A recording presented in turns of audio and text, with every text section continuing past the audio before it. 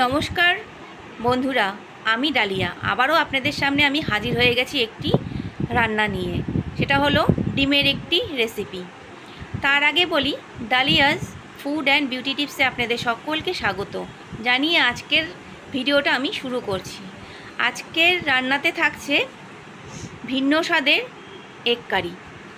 এটা খেতে আপনাদের লুচি, পরোটা কিংবা পোলাওয়ের সাথে ভালো লাগবে। রান্নাটা দেখতে গেলে ভিডিও স্কিপ না করে পুরোটা দেখবেন। রান্নার জন্য যা যা লাগছে 4টে বড় মাপের ডিম সেদ্ধ করে নিয়েছি, লাগছে বড় মাপের 2টো পেঁয়াজ, টমেটো, আদা, রসুন, কাঁচা লঙ্কা, যে যেরকম ঝাল খাবে, আর লাগছে একটা কাগজি লেবু। এই রান্নার মেন উপকরণ।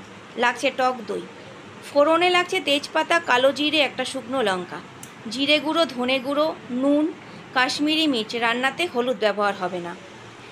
আর লাগছে সর্ষের তেল। কড়াইতে এবার আমি তেল দিয়ে, সেই তেল গরম হয়ে গেলে আমি রসুন, পেঁয়াজ, আদা, টমেটো হালকা ভেজে নেব। ভেজে আমি তুলে রাখব। তুলে রেখে আবারও কড়াইতে তেল দিয়ে ডিমগুলো যে আমি মেখে রেখেছিলাম নুন আর কাশ্মীরি মির্চ দিয়ে, সেটা হালকাভাবে ভেজে তুলে নেব। তারপর কড়াইতে আবারও তেল দিলাম। তেল দিয়ে কড়াইতে ফোড়নের জন্য কালো জিরে আর শুকনো লঙ্কা দিয়ে ততক্ষণ আমি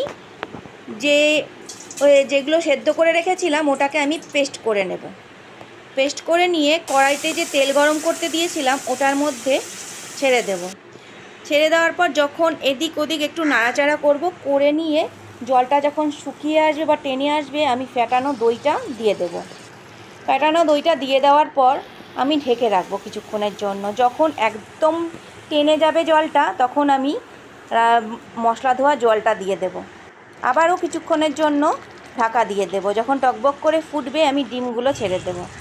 ডিমগুলো ছেড়ে দেওয়ার পরে ডিমের মধ্যে একটু ফ্রেশ ক্রিম দিয়ে দিয়েছিলাম, এবং নামানোর আগে যে কাগজি লেবুটা আপনাদেরকে বলেছিলাম সেটা আমি ঘষে রেখেছিলাম। গ্যাসটা বন্ধ করে আমি ওই কাগজি লেবুটা ঘষে ওটা ছড়িয়ে দেব, যাতে ফ্লেভারটা সুন্দর বেরোয়, এবং গরম গরম নামিয়ে নেব। আপনারাও এভাবে একবার করে খেয়ে দেখবেন এই কাগজি লেবু দিয়ে, দেখবেন কতটা ভালো লাগে খেতে। যদি ভালো লাগে আমার রান্নাটা, তাহলে অবশ্যই একটা লাইক, শেয়ার, কমেন্ট অথবা আমার চ্যানেলকে সাবস্ক্রাইব করবেন। চ্যানেলে ভালো ভালো রান্না পেতে গেলে অবশ্যই আমার সাথে থাকবেন। ততক্ষণের জন্য টাটা বন্ধুরা।